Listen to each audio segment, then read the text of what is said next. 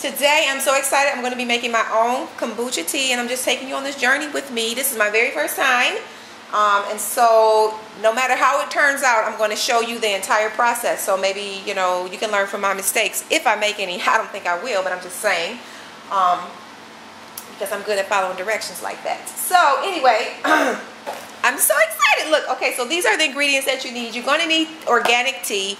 It's recommended, if you're using the tea bags, it's recommended that you use 4 to 5, either any kind of black tea or green tea, but it has to be organic tea. And then you want to use organic cane sugar. And then you want to use, now because this is my first time, you have to have kombucha to add to the mixture.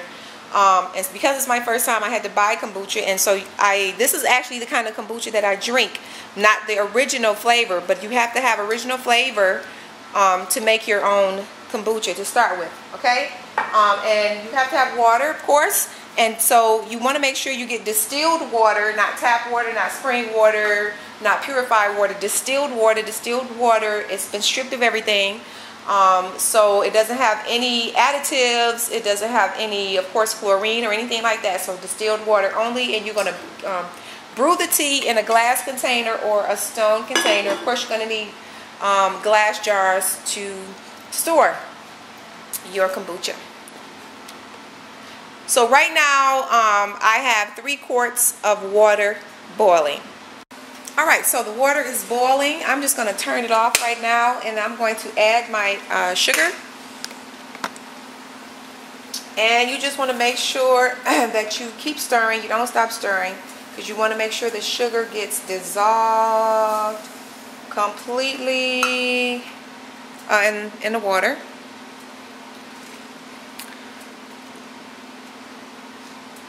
And actually, this is 2 quarts of water. I have 1 quart on reserve that I'll add when this is all done. So you just stir that until it's dissolved.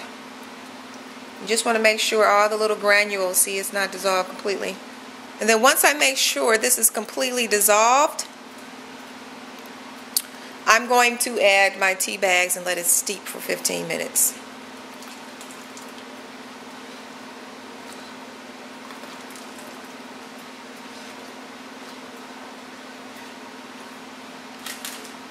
And you know, I didn't even look inside the box to see how many tea bags I had, because this was tea that I already had on hand, and I had exactly 5 tea bags. So that was a blessing, because I did not want to go back to the store. Okay, so I'm just going to let that steep for 15 minutes. So I think the tea is pretty much cooled down. So I'm going to add my 1 quart of water here. Because remember, we need a total of 2 quarts of water.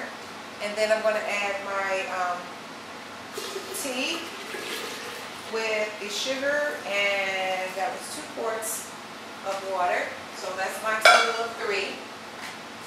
And then I'm going to add my kombucha.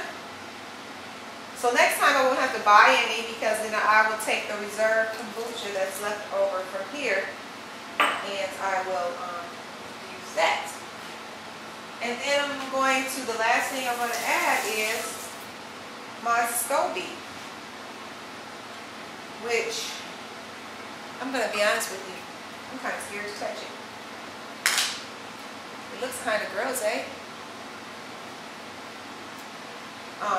So, I'm going to touch it.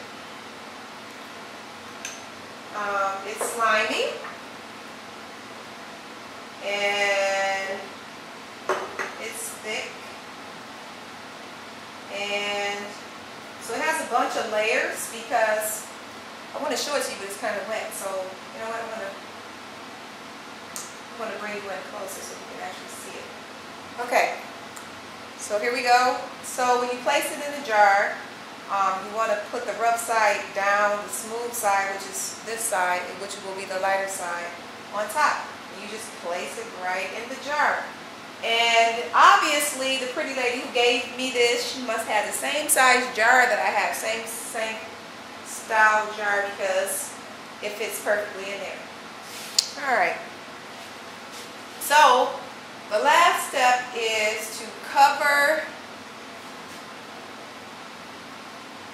the rim, the lid, and put a rubber band around to tighten it up to make sure nothing gets in. And looks easy enough to do, right?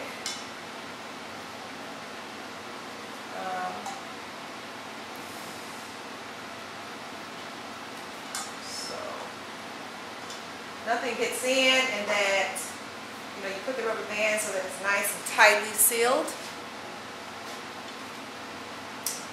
Okay, and I'm going to go set that off in the closet somewhere in a dark, nice dark place so it can be alone and just chill. Let me take a picture.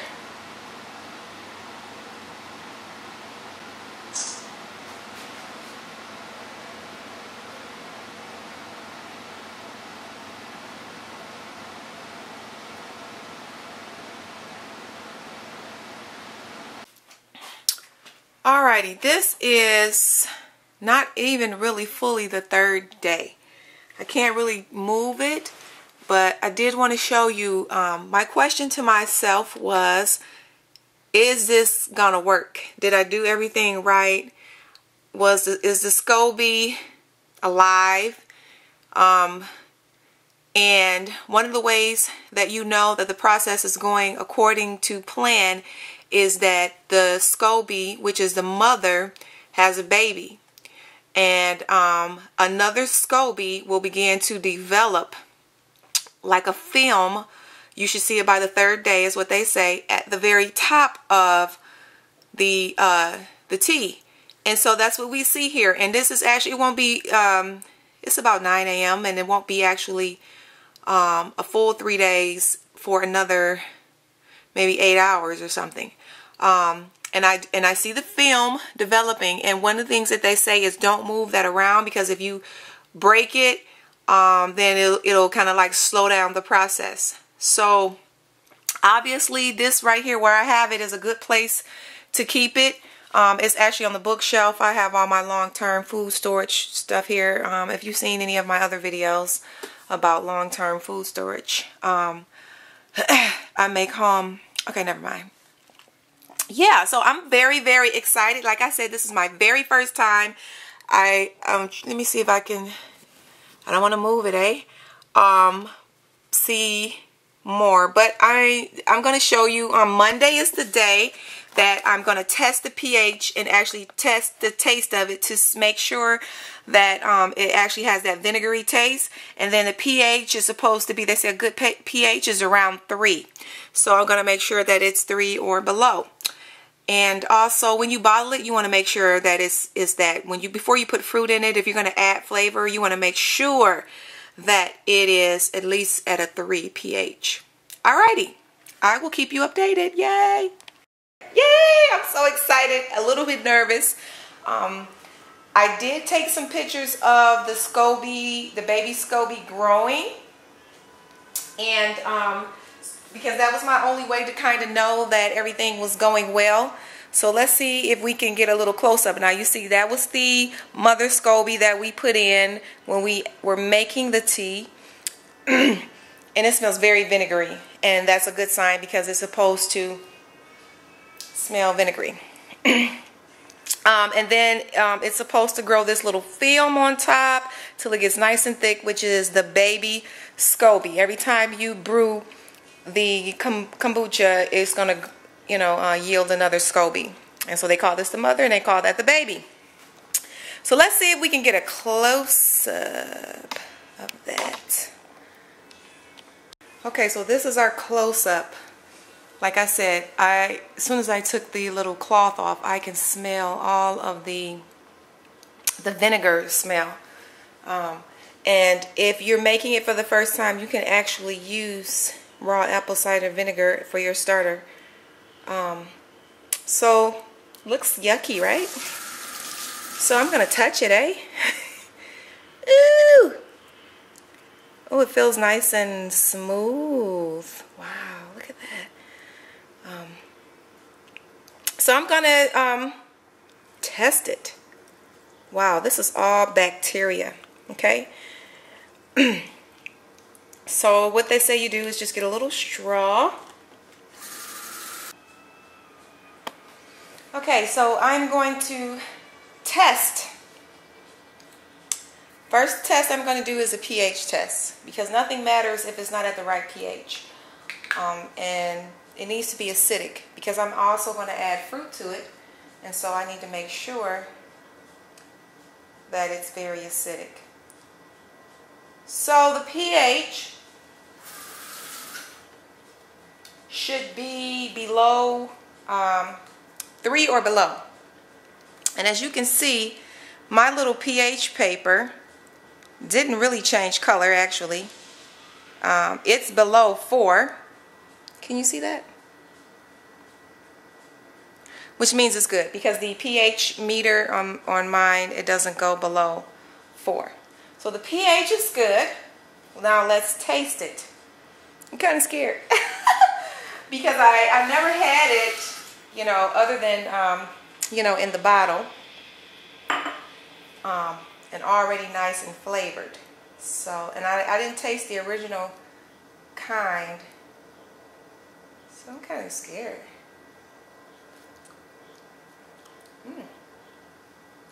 Wow. Okay, wow. Well, it tastes very good. It's kind of plain.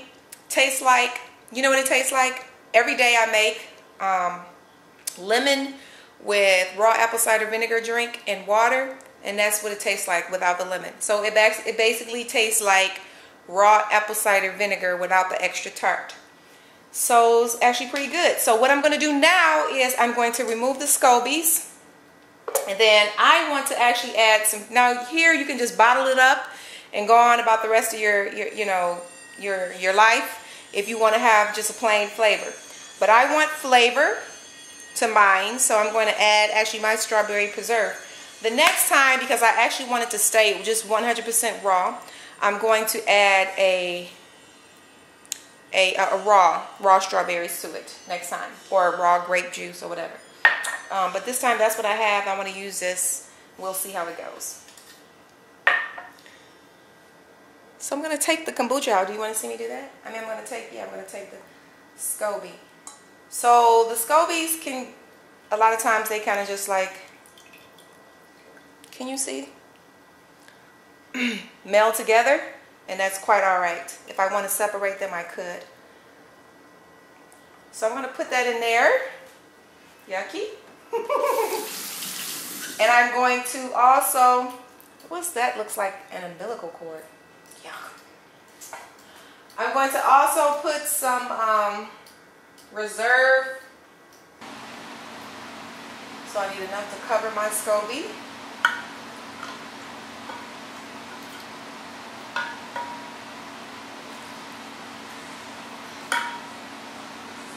All right.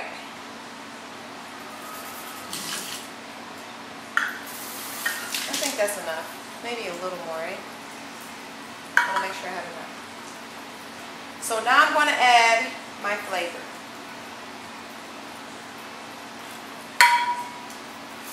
And I think I'm just going to add the entire jar.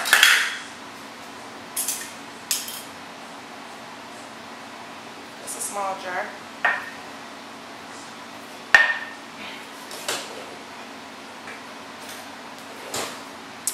So now I'm going to add the flavor. I'm going to add, I believe, I'm going to add the entire jar.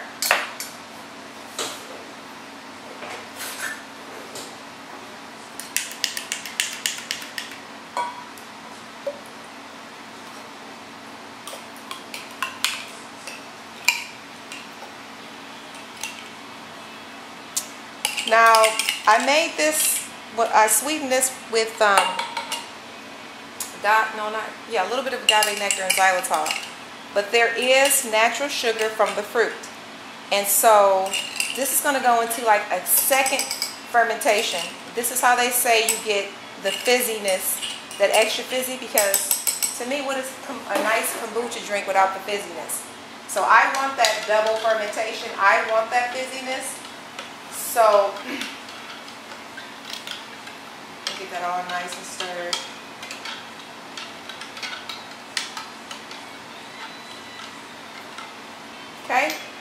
Now the next thing that I'm going to do is I'm going to pour it into my containers, but I'm going to filter it with this, actually this is paint thinner cloth. I use this to make my nut milks, and I'm going to use it as a strainer today.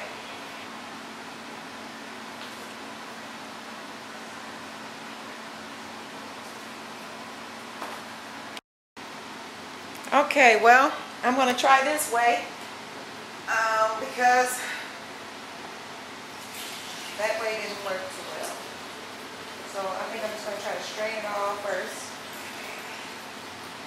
and then pour it into my little containers.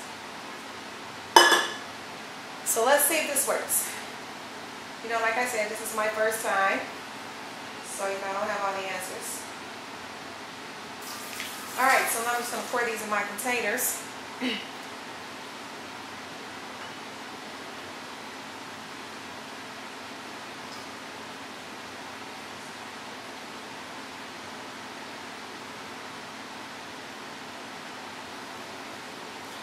Alright, so there you have it. I'm going to let this sit out for 12 to 24 hours so that it can ferment again, have a second fermentation, and this time I should get that extra fizz going on. That's the game plan here. So I'll keep you posted and let you know how it goes. All right, so this is the second day of the second fermentation. So as you can see, we have some more yeast growing and some more little baby scobies, if you will. The bacteria is going to continue to grow until you put it in the refrigerator, and then it'll kind of settle down. So I'm not really sure if it's fizzy enough, but I said that I was going to try it after 2 days. So, and what you just want to do is strain it again. So look at it, it's fizzing, yay, it's fizzing, see that? Oh my gosh, it's fizzing, yeah. So it looks like it's fizzing enough. Oh my gosh, you guys, oh my gosh. I gotta take a picture. Where's my camera? Look at that fizz, look at that fizz, yeah. All right, so let's give it a taste, and I'm gonna pour, and we'll see, eh? I'm so excited. So, I'm gonna have to get me a better strainer. So, it fizzed when I opened it, but it's not really fizzy in the glass jar. But let's give it a taste. It smells like kombucha. Wow. Oh my gosh. This is so good.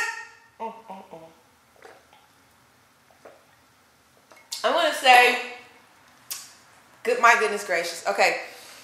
That tastes better than the one that I buy. Actually, this flavor right here, it tastes very similar to Strawberry Serenity, but it actually tastes better. It's not fizzy enough for me though. So I am going to, it's very sweet actually too. I'm going to let this sit for another day or two, and we'll see. Woo! So there you have it. Kombucha, my very own kombucha.